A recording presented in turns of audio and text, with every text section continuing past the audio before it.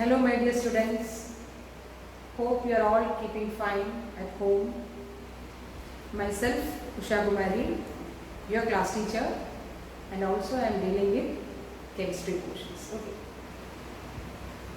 Okay, so today we will have some introductory sessions on chemistry. What we have previously studied, to be more precise, in 9th standard. Exactly, that is the first chapter of your chemistry. And I will familiarize your books. You know, you have got two books. Okay, one is the part 1 book, in which there are 7 chapters in it, and there are a second book which is a small one. Altogether you have 14 chapters, but now you know the CBSE has reduced to chapters. 2 chapters already they have put off. That is the second book, the environmental chemistry, and you have your books with you, right?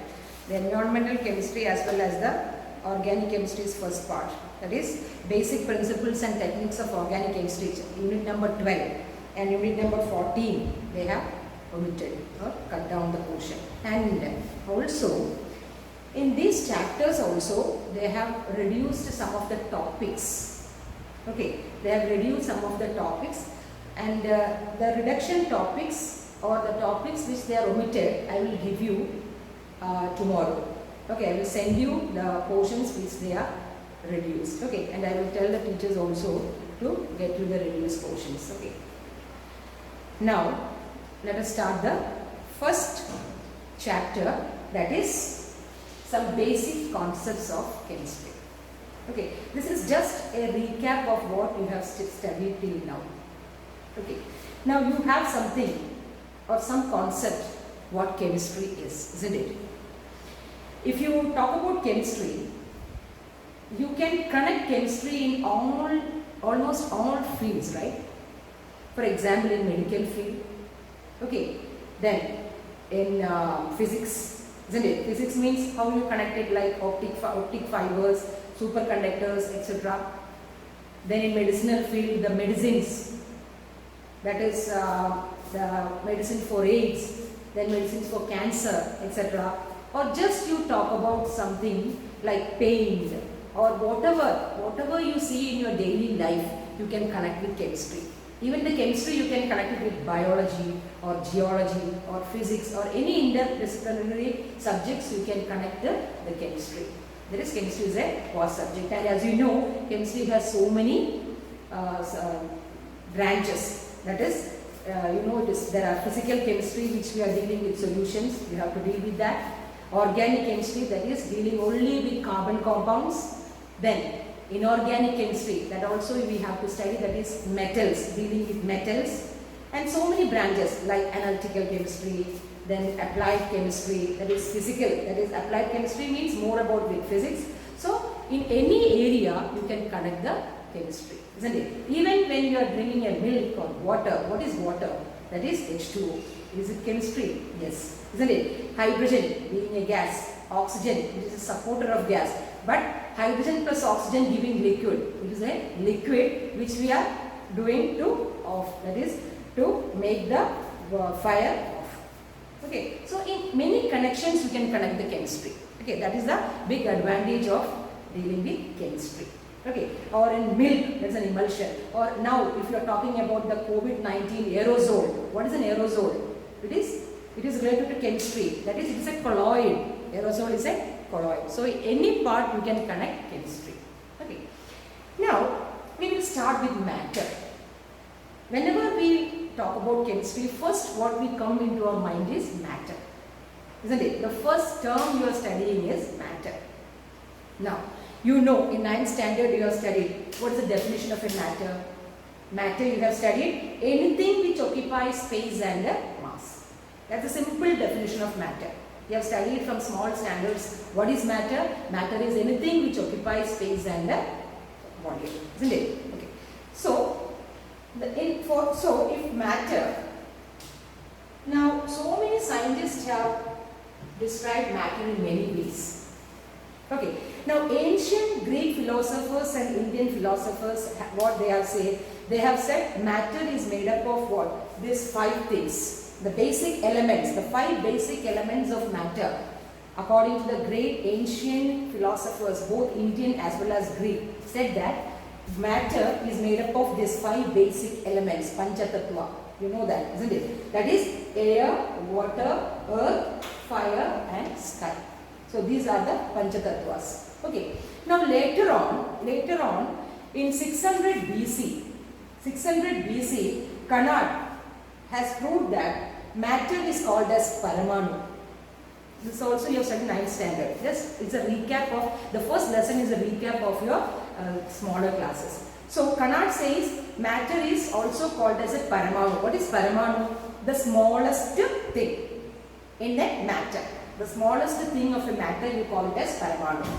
That was in 600 BC. Okay. Now then came a Greek philosopher which called as Democritus. He coined the term atom. We are all familiar with atom, isn't it? So, who coined atom? A Greek philosopher called as the Democritus. So, he coined the name atom and he said that atom is the smallest particle of the matter. Okay.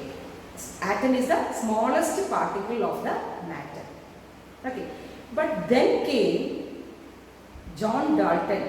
It is very familiar for you all, isn't it? In the 19th century, that is in the 1850 to approximately 1880. He ruled the chemical world. Like what? He said atoms are the smallest particle of the matter. And you know Dalton's postulates. We have studied in 9th standard, isn't it? Do you remember that? What are the Dalton's postulates?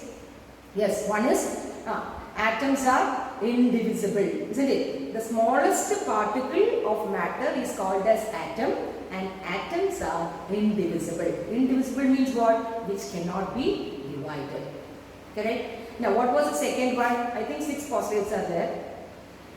Second one is what? Matter can neither be created nor be atom. Atom can neither be created nor be destroyed in a chemical process. Okay, then what he said, the atoms of the same element is identical. You remember the postulate. The atoms of same element is identical with respect to what? If you say mass, shape or size. But atoms of different elements are different in nature. Okay, then what was his postulate? He said atoms combined in a fixed ratio to form what? Compounds. Okay, and then he said the atoms are the smallest particle which take part in a chemical reaction. Isn't it? So all these are the postulates, just I am recapping it. All these are the postulates which were put forward by Dalton, you know.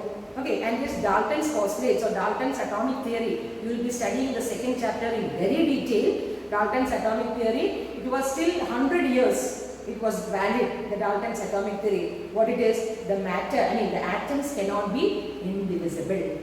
Okay, through along the, for example, for 100 years, the scientists were talking about that, okay, atoms are indivisible. But a great breakthrough came when J.J. Thomson, you know, right? J.J. Thomson, who discovered the subatomic particle like electron. Then the Dalton's theory failed. And then comes the atoms can be divided and in the form of subatomic particles like electrons, protons, neutrons, neutrinon, positron, etc. etc. So developments were came after that. Okay. So you know about the Dalton's theory. Okay. I think I don't need to write on the board. You know the postulates. Okay. One thing I want to say is you can view the classes on time, whatever your prescribed timetable. But if you are having any doubt, you can go through once again because it is there in your entire application. And still you are not finding, or if you are finding it any difficult because you are having that concept, you are not getting the concept, at any time you can call me and I will get for you. Okay, so don't worry about that. Okay, sometimes you will miss that concept, how it comes or where it comes, how this happens. Okay, so don't worry about that. Any problem, you just give me a call, I will get you to it. Okay, so now you know, and if you have any problem, you can look for this portion, you have to look in the 9th standard. Okay, and then again problem, get me a ring, I will. Okay. So this is the Dalton's postulates of the atomic theory. Okay.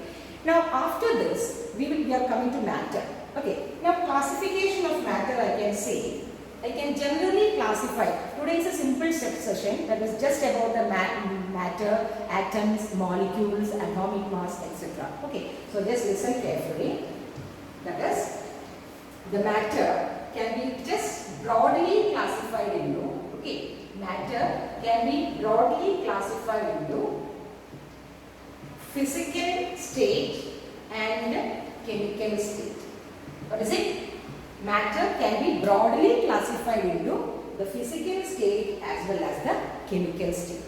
Okay. Now what about the physical state? How you represent the physical state? How you represent it? You know. What are the physical state? Gas, then solid and liquid. Okay. These are the physical representation of matter, isn't it? You know. We have studied the characteristics of solids. Isn't it? Rigid, intermolecular force of attraction very high, high MPBP, isn't it? They have a fixed volume, etc., etc. Okay. And coming to the liquid, you know, there is loose force of attraction, van der Waals force of attraction, solids, ionic force of attraction, gaseous, the force of attraction is very, very weak. That is why the particles move around like randomly, isn't it? So, you all know the characteristics of solids, liquids and gases. Okay. Now, two more states are there like plasma and Bose-Einstein. You just forget it. We don't want that here. You just have the three states, physical states. Okay. Now, coming to the chemical state, you can have, it is classified into two. That is pure as well as mixture. Pure as well as mixture. The chemical state is classified into, that is pure as well as mixture. Okay, you know, this also you have studied in 9th standard. Okay, so pure and mixture. You know, pure means the same atoms are there. Pure copper. That is only copper atoms, no impurities, isn't it? Pure silver, isn't it? You know what is pure gold? It is 24 karat gold. That is no impurity, isn't it? 99.9% of pure gold or pure copper or pure silver. Okay, that is same atoms are there, no impurities are there. What about mixture? Mixture means impurities are there. We have studied, isn't it? Mixtures can be physically added and it can be removed easily by so many processes. In 9th standards again. Okay, so pure substance as well as mixture. And pure substances can be again divided into, what is it? Again divided into elements as well as compounds. See, the pure substance can be divided again into elements as well as compounds. Now what are elements? What are elements? That also you have studied in 10th standard. Okay, what are elements? Three types of elements mainly. What are they? They are metals, then non-metals and then metalloids, isn't it? So in the case of elements, metals, non-metals and metalloids. Okay, and also I want to say one thing in between, I'm sorry for that. That is, you can scribble it out while lecturing it. That is, we have a lecture now. Then you read a thorough reading of this textbook and have a actual note of it. Okay, just scribble it down while lecturing this portion. Okay. Okay, so elements and compounds. So what are elements? You study three types of elements, that is metals, non-metals and metalloids. Now what about compounds? Compounds you will study. You know what is compound, right? Yeah, molecules forms compounds. And there are classifications of compounds you will study in organic chemistry this year itself. That is, you can classify it as aliphatic, alicyclic, aromatic, homocyclic, heterocyclic. There are so many types of compounds you have to study. So that we will study later. Okay, that is, so you can classify the pure substance as elements as well as compounds. Now how you classify this mixture? How you classify this mixture? The mixtures can be classified as homogeneous mixture and heterogeneous mixture. Again you have studied this, right? What is homogeneous mixture? What was the value point? Homogeneous, same composition throughout the solution, isn't it? That is homogeneous mixture. That is, it is having the same composition. The best example is sugar solution. If we put some sugar in water and stir it, you can say it is homogeneous. That is, from wherever you take that sugar solution, the composition of the sweetness is same, isn't it? But heterogeneous mixtures means what? That we will study, you have studied also, that is colloids and suspension. Isn't it? Colloids and suspensions. There are 9 types of colloids also you study, right? So colloids and suspension are the examples of hetero and heterogeneous mixtures, and homogeneous mixtures means what? That is true solution. Isn't it? True solutions, you can say an example of an homogeneous mixtures. Okay. So this is just a basic idea. I am giving a basic idea of the classification of matter. A brief idea about the classification of matter. Okay. Hope you understood. Clear? Okay. Now we will move on to another simple topic. It is very simple. That is atomic mass. Now, in between this atomic mass and this matter classification, there is a portion, that is the units and dimension portion in your textbook. If you go through it, you can see the unit and dimension as well as some laws.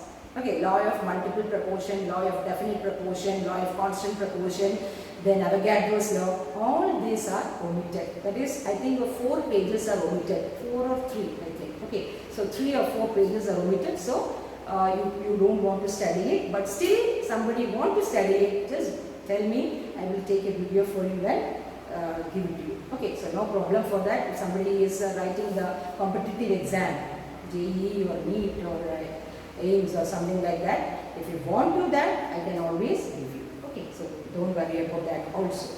Okay. So this is a brief description of this classification of matter. Okay. Now we are just passing the deleted portions, we are omitting, and then we are just passing to the atomic mass. Okay, this is somewhat little bit serious. Okay, now what is atomic mass? What is atomic mass? What is atomic mass? Atomic mass means atomic mass. What is atomic mass? The name itself says that it is just the mass of an atom. Atomic mass of an atom. Isn't it? Okay. Now, how will you express atomic mass? Or, what is the unit of atomic mass? If I ask you, what is the atomic mass of carbon? What is the atomic mass of carbon? You will say, what you will say? You will say simply 12, or any unit is there? Yes. We will say 12 AMU, or now AMU is omitted, and just you could say, you put U, that is 12U. The atomic mass of carbon is 12U. What is AMU? AMU is atomic mass unit. Okay, now this is redefined as what? Redefined as U.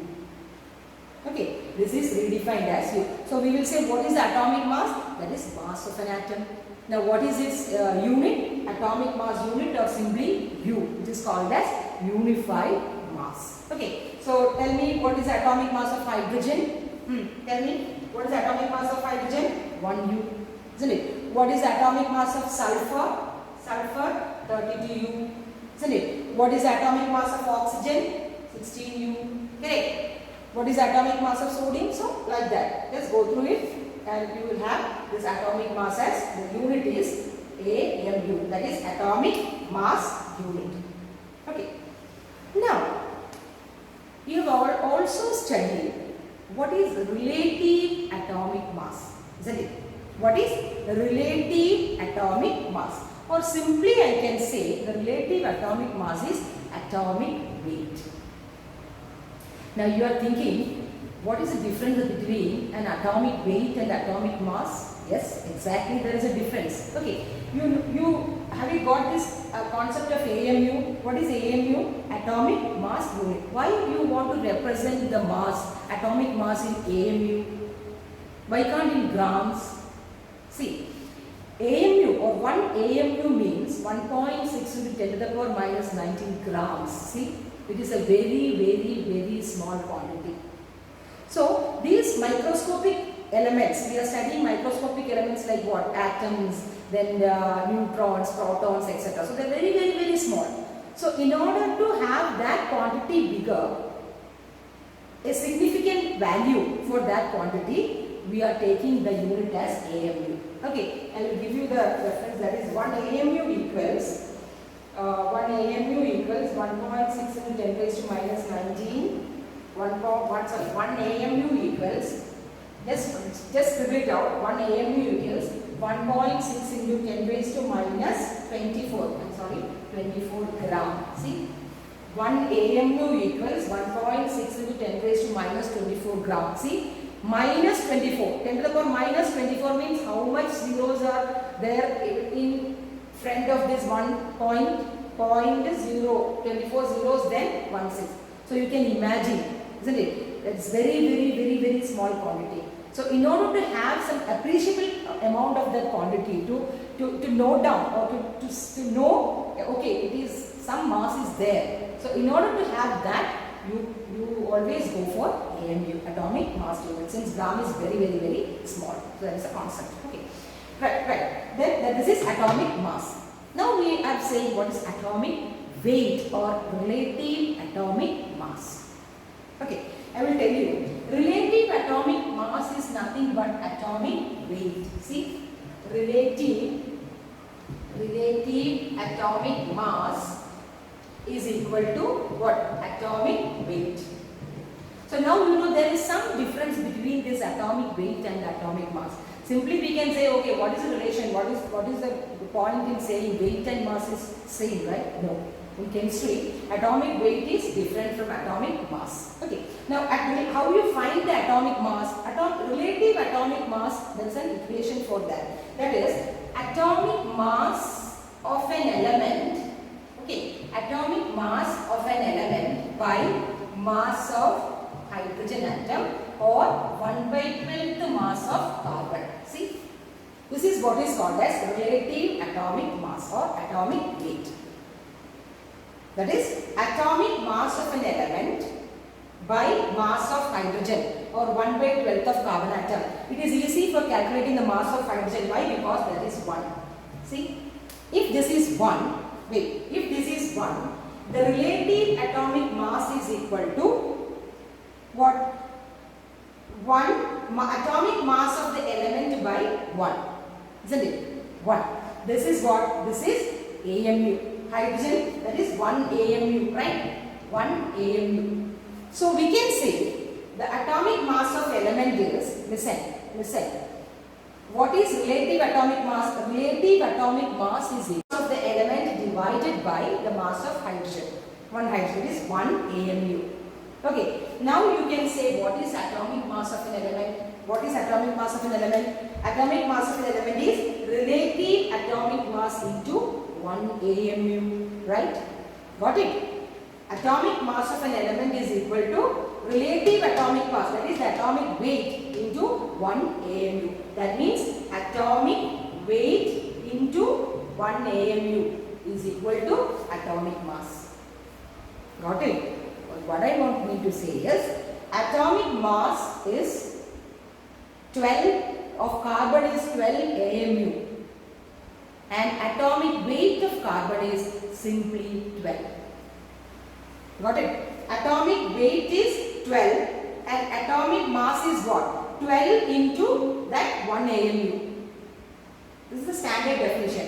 So 12 into AMU, that is 12 AMU equals atomic mass of an element, or atomic mass is equal to atomic weight into 1 AMU. That is, you are getting the what? Getting the unit in the atomic mass. Atomic weight, it is dimensionless. It is having no unit. When atomic weight into the 1 AMU, that is for hydrogen, we will get the atomic mass. That is, you say 12 AMU. For example, you cannot get it yet. I will tell you. That is element, okay. Element, atomic mass and atomic weight. Okay, we will have a comparison.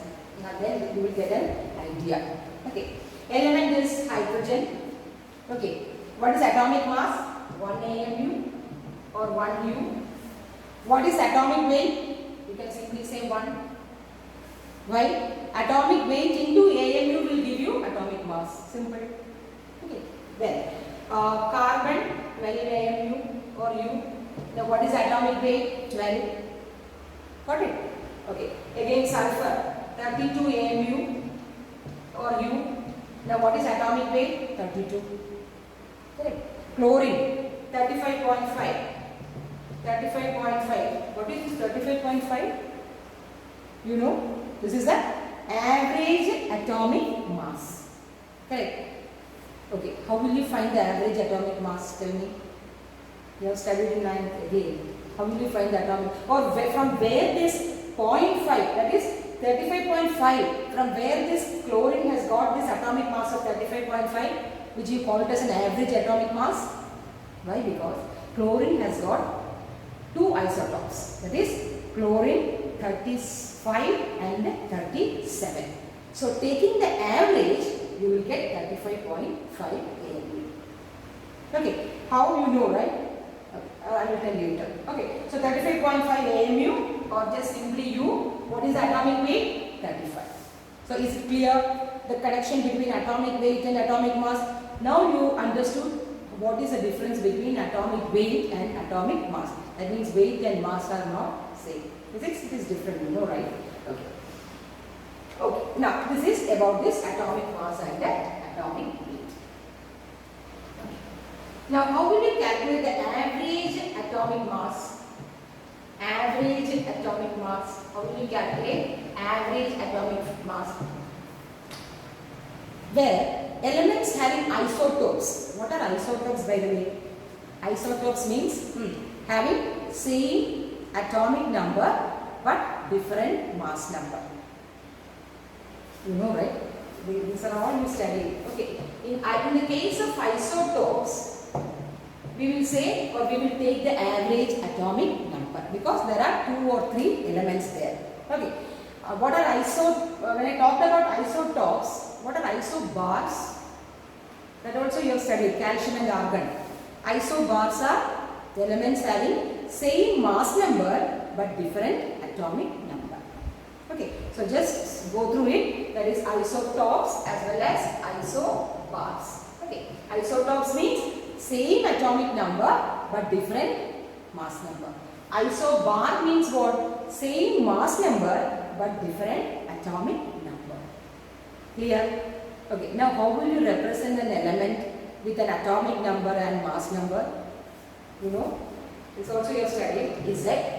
Okay, Z and Z is the atomic number and mass number is, for example, if this is the representation of an element with both atomic number as well as the mass number. See, what is 6? 6 is the atomic number, which normally represented as Z. And on the upper side, that is 12, that is the mass of a carbon 12 isotope. That is mass number, that is represented by A. Okay, that is 6. Now, you know carbon has got an isotope again, that is 6C13. Okay, so in order to find the atomic mass of this carbon, you have to calculate the average atomic mass. Why? Because there are 2 isotopes, isn't it? Now, you know again what are the isotopes of hydrogen? Isotopes of hydrogen. Tell me, what are the isotopes of hydrogen? Or how many isotopes are there for hydrogen? 3, isn't it? Now, what are they? They are 1H1. What is it? Prosium or protium, whatever. Now, 1H2. What is it? Deuterium. Okay, deuterium, heavy hydrogen. And last is 1H3, tritium. Okay, so prosium, deuterium and tritium are the 3 isotopes of hydrogen. Tritium is radioactive. Okay, its half-life is very, very small. So these are the 3 isotopes. So when we talk about isotopes, if you want to find the atomic mass, you have to find the average atomic mass. Now, how will you calculate average atomic mass? You can calculate the average atomic mass as, for example, in the case of chlorine itself. Chlorine is 35. There are 2 isotopes, 35 and 37. Now, if you know the percentage of this chlorine in the earth crust or in the existence, okay, for example, if this is 75% and this is 25%, how will you calculate the average atomic mass? You will calculate 75%, 75 by 100 into 35 plus 25 by 100 into 37. This you have studied in 9th standard. Okay, that is how you calculate the average atomic number. Okay, by x plus y, that means 100. Okay, so if you want the percentage, you can get that. Okay, so this is how you percent this is x and y, x into 35 plus y into 37. In fact, x plus y. So this is how you calculate the average atomic number. This means this will become 100. This is 35 by 100, 35 by 100. So that's all. So this is how you calculate the average atomic mass. Okay. So average atomic mass. Okay. Is it clear till now? Now we will come to molecule. Okay. What is, you are clear with isotopes, isobars, etc. What is atomic? By the way, what is atomic number? What is atomic number? Or if I say the atomic number of carbon is 6, or if the atomic number of sulfur is 32, or the atomic number of oxygen is 16, what does this mean? What does this mean? This means it is the number of protons or the number of electrons. Or, it is very, very important. That is, atomic number is equal to number of protons or number of electrons. See, it is very, very important. Either the number of protons, isn't it? Either the number of protons or the number of electrons, anyone. That is why we say 6 carbon 12. 6 is the atomic number. So if I ask you how many electrons are there in a neutral carbon atom, neutral, which means stable. There is no electrons are going outside or coming inside. That's why it's a neutral. Okay, so how many electrons or protons are there in a neutral carbon atom? You can say 6. Why? Because its atomic number is 6. That is why we say atomic number is the number of protons or electrons. Clear? Now what about mass number? What is exactly the mass number? You know, mass number is, then it is the nucleus that we will study in the second chapter in very detail, atomic structure. The nucleus contains what? Nucleus of an atom contains the nucleus of an atom contains protons as well as neutrons. So this together you call it as mass number. Understood? Okay, so I can write mass number. I can write mass number equals total number of protons plus neutrons. What do you call this, both protons plus neutrons, which is in the nucleus? It is called as nucleons. What is it? Nucleons. What do you call it as protons and neutrons? It is nucleons. Okay, I think you understood. Okay, you are getting it, isn't it? Okay. Now we will come to molecules. Okay, what are molecules? Tell me. What do you mean by molecule? If I say hydrogen is a molecule, you are saying hydrogen is a molecule. Or you say water is a molecule, isn't it? Or ozone is a molecule. Now what is exactly the definition of a molecule? If you say two elements combine together to form a molecule, no, I will say the definition is incorrect. Okay, somewhat correct, two elements will combine, but the correct or the precise definition for a molecule is atom or a group of atoms, listen, atoms or a group of atoms which can exist independently or freely, you can call that to be a molecule. Isn't it? You got it?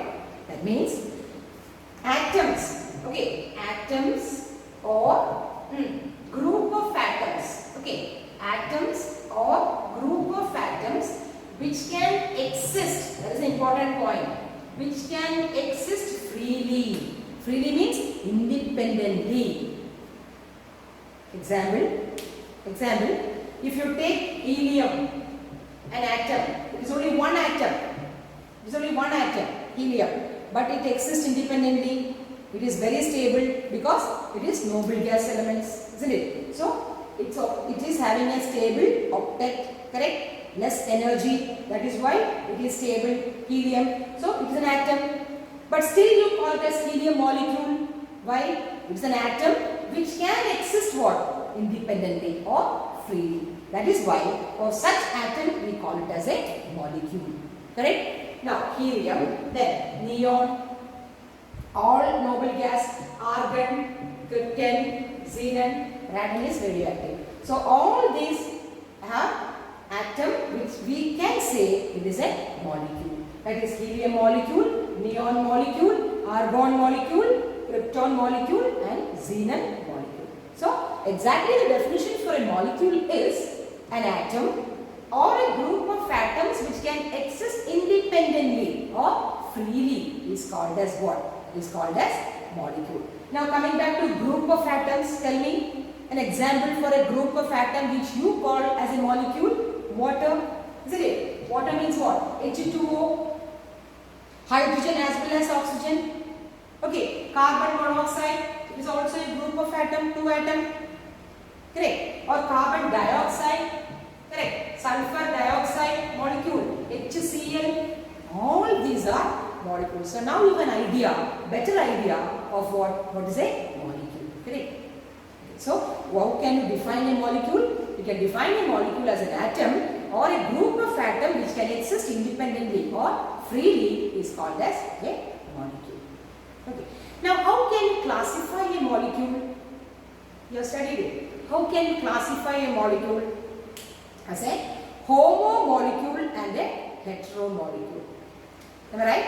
Molecules can be classified as, should I have this? Should I? Okay. So molecules, these are all the recap of what I have said. That's why I am just little bit of fast. Okay. So molecular, homomolecular as well as heteromolecular. Homomolecular as well as heteromolecular. By the name itself you know what is homomolecular. Same atom. Isn't it? If it is same atom, you can say it is monomolecular. Molecular. What is a molecular?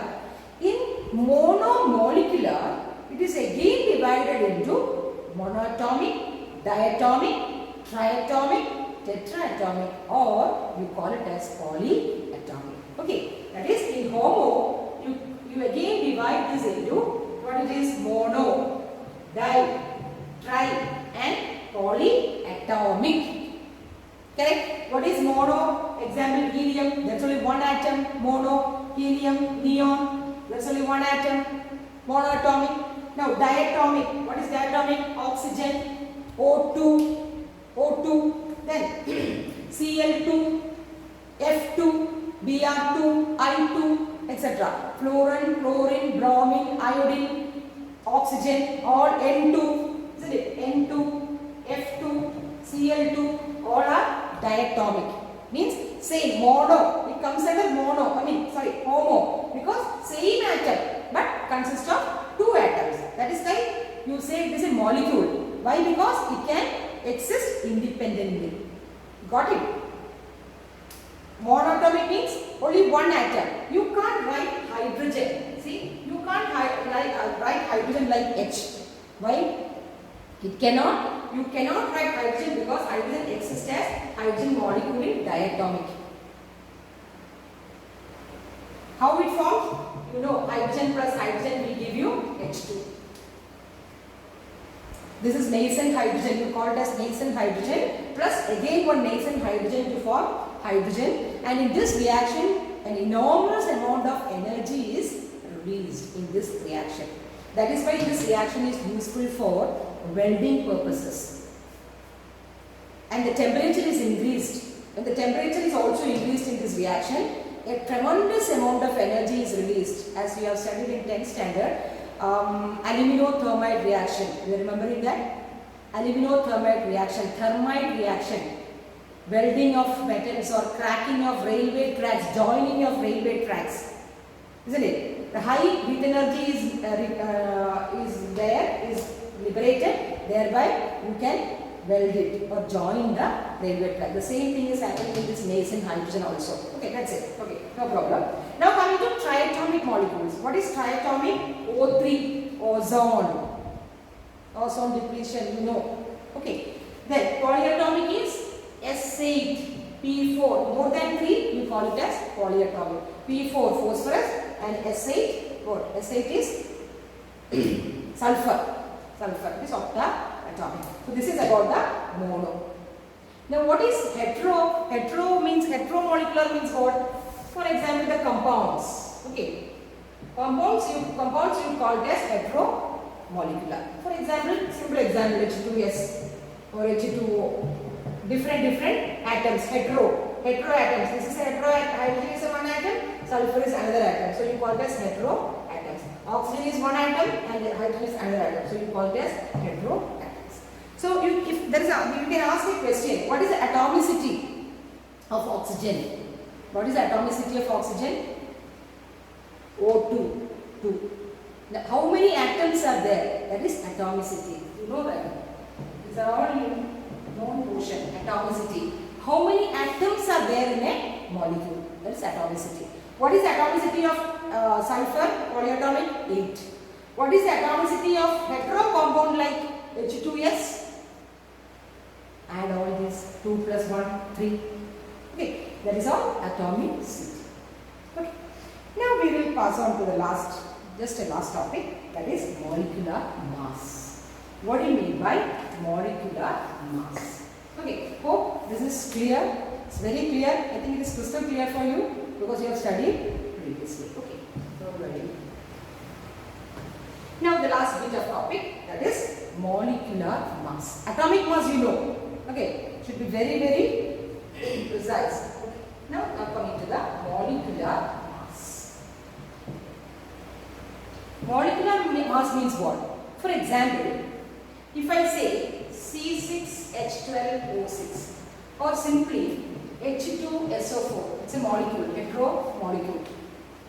How will you calculate the molecular mass? How will you calculate? There are 3 atoms, right? Just add upon these atoms with its atomic mass and number of atoms. You got it? For example, see, we can take some H2SO4. What is H2SO4? H2SO4 is sulfuric acid. Okay. Now, in case of H2SO4, now how to calculate the molecular masses? How many hydrogen atoms are there? 2. So, 2 into what is the atomic mass? Summing up of the atomic mass is molecular mass, isn't it? How a molecule is formed when atoms combine together, which can exist independently, isn't it? That's a molecule. So, summing up of the atomic mass, you get the molecular mass. So, 2 into 1, correct? Plus, how many sulfur is there? 1. What is the atomic mass of? So, 1 into, there is only 1 sulfur. So, 1 into, what is the atomic mass of sulfur? 32 grams or AMU. Okay. So, that is 32 plus, how many oxygen atoms are there? 4. So, I will write 4 into, what is oxygen's atomic mass? 16U. Correct?